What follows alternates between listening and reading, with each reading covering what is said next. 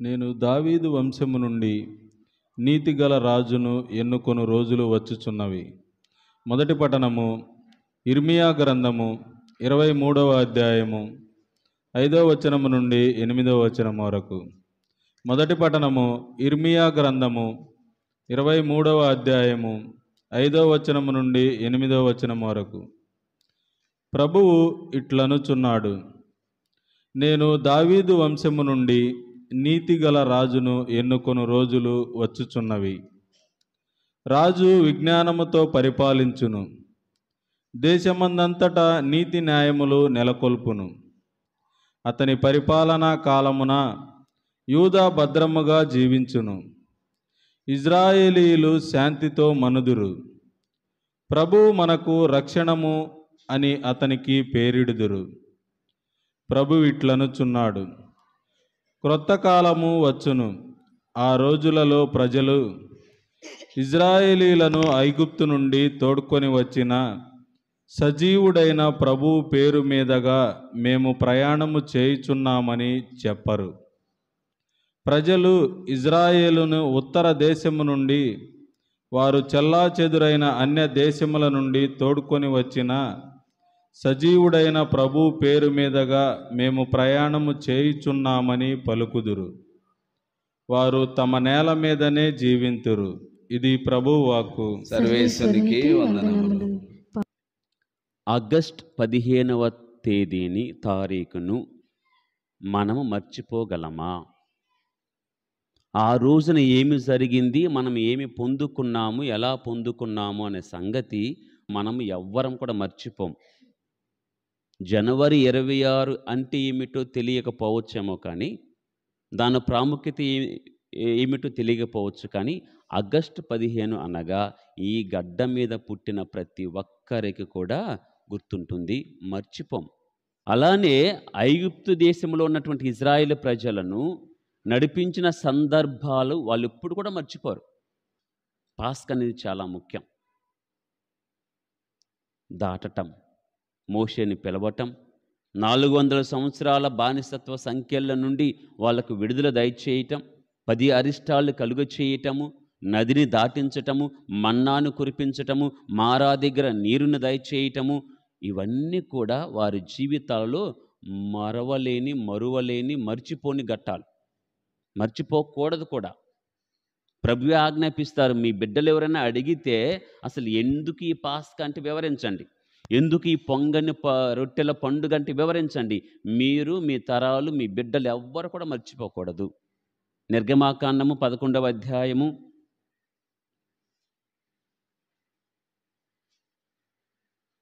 12వ అధ్యాయం 16వ వచనం చదవండి.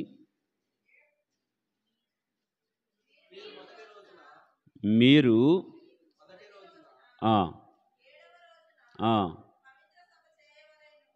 మొదటి రోజున 7వ రోజున పవిత్ర సభ చేయవలెను. ఆ 2 రోజులలో మీరు ఏ పని చేయరాదని విధుల గురించి చెప్తారు. పాస్కా విందు గురించి చెప్తూ 26వ వచనం, మీ బిడ్డలు ఈ ఆచారం ఏమి అని మిమ్మల్ని అడిగినప్పుడు మీరు వారితో, ఇది ప్రభు పాస్కా బలి, ఆయన ఐగుప్తు దేశములోని ఇశ్రాయేలు ఇండ్ల మీదుగా దాటిపోయిను అని చెప్పవలెను. Praise the lord, praise the lord. 16వ వచనం నుండి పాస్కా విధులను చెప్తూ ఆచరించమని చెప్తూనే చివర్లో ఏమంటున్నారు, ఈ ఆచారం ఏమి అని ఎవరైనా అడిగితే మీ బిడ్డలకు, వాళ్ళకు కూడా చెప్పండి, వాళ్ళు మర్చిపోకూడదు. అదే గ్రంథములో 13వ అధ్యాయం 8వ వచనం, ఆ రోజున మీరు మీ కుమారులకు మేము ఐగుప్తు దేశం నుండి విడిపోయి వచ్చినప్పుడు యావే మాకు చేసిన మేలుకు స్మృతి చిహ్నము ఇది. Praise the Lord. ప్రతి సందర్భంలో కూడా ప్రభువే చెప్తూ ఉన్నారు, మర్చిపోకండి, మర్చిపోవద్దు. మీరు ఎలా ఉన్నారో, ఎక్కడి నుంచి బయటపడ్డారో ఎలా మేము నడిపించానో విడుదల చేశానో దాన్ని మర్చిపోకండి. ఈ ఆచారములన్నీ కూడా పాటించండి. పాస్కా విందును కానీ, పొంగని రొట్టెల పండుగను కానీ మీరు కొనియాడండి. ఎవరైనా అడిగితే చెప్పండి.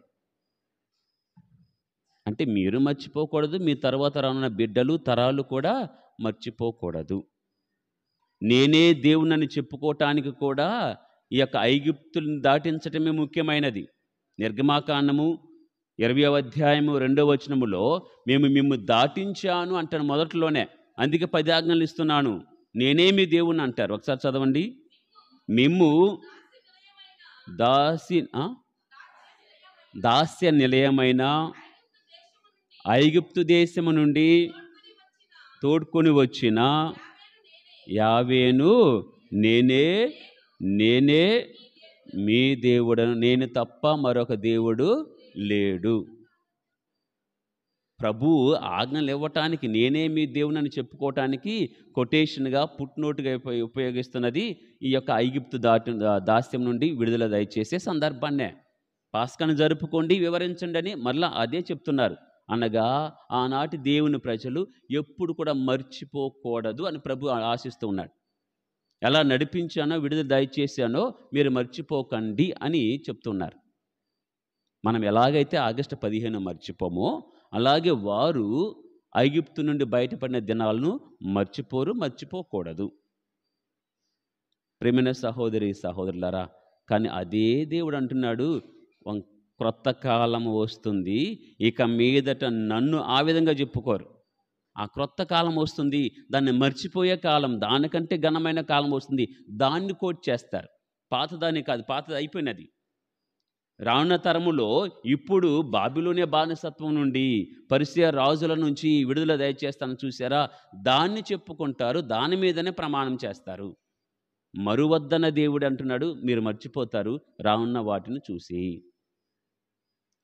అది దృష్టిలో పెట్టుకుని దేవుడు అంటున్నాడు. ఇర్మియా గ్రంథము 23వ అధ్యాయం 7వ వచనం మరొకసారి చదవండి. ప్రభు ఇట్లనుచున్నాడు, కొంతకాలం వచ్చును, ఆ రోజులలో ప్రజల పేరు మీదుగా, ఆ రోజులలో ప్రజలు, ఇజ్రాయేలీలు ఐగుప్తు నుండి తోడుకొని వచ్చిన సజీవుడగు ప్రభు పేరు మీదుగా మేము ప్రమాణం చేయుచున్నామని చెప్పరు, కానీ ప్రమాణం చేస్తున్నామని చెప్తారు. ఎప్పుడంటే ఆ ఉత్తర దేశం నుండి విడుదల మాకు దయచేసినప్పుడు. ప్రియమైన సహోదరి సహోదరులారా, పాస్కా గొప్పది కాదు, మన్నా గొప్పది కాదు, నదిని దాటడం గొప్పది కాదు, 10 అరిష్టాలు చేయటము గొప్పది కాదు. దానికంటే గొప్పది, ఎందుకు మన దేవుని మనం గుర్తుపెట్టుకోవాలి, ఎందుకు మన దేవుని మనం ఆరాధించాలి, ఈయన తప్ప మరొక దేవుడు లేడు అని మనం ఎందుకు విశ్వసించాలి అంటే, పాస్కా కంటే మిన్నైనది ఐగుప్తు దాస్యం నుండి నడిపించటం కాదు, పరలోకం నుండి దిగి రావటం గొప్పది. బానిసత్వపు సంఖ్యలు కాదు, పాపపు సంఖ్యలు త్రెంచుతున్నాడు చూసేవా, అది గొప్పది. ఆకాశం నుండి మన్నాను కురిపించటం కాదు, ఆయనే ఆహారంగా దిగొస్తున్నాడు చూసేవా, అది గొప్పది. రాతి నుండి నీరును స్రవింప చేయటం గొప్పది కాదు, తన హృదయము నుండే నీటిని స్రవింప చేస్తున్నాడు చూసేవా, అది గొప్పది. ఆనాటి పాపమును తొలగించటము, పాప ఫలితాన్ని, మరణాన్ని జయించటము, నిన్ను నన్ను ఈ మరణముననే సముద్రాన్ని దాటించి మోక్షానికి తీసుకువెళ్ళటము, అది గొప్పది. దాన్ని గుర్తుపెట్టుకుంటారు ఇక మీదట. ఒకప్పుడు ఐగుప్తును కోట్ చేశారు, ఆ తర్వాత బాబిలోను బానిసత్వం నుంచి వస్తుంటే దాన్ని కోట్ చేశారు. దానికంటే గొప్పది ఏది, దేని గురించి చెప్పుకుంటారంటే, అసలు ఈ భూలోకము నుండి మనల్ని దాటించి పరలోకములకు నడిపిస్తున్నాడు.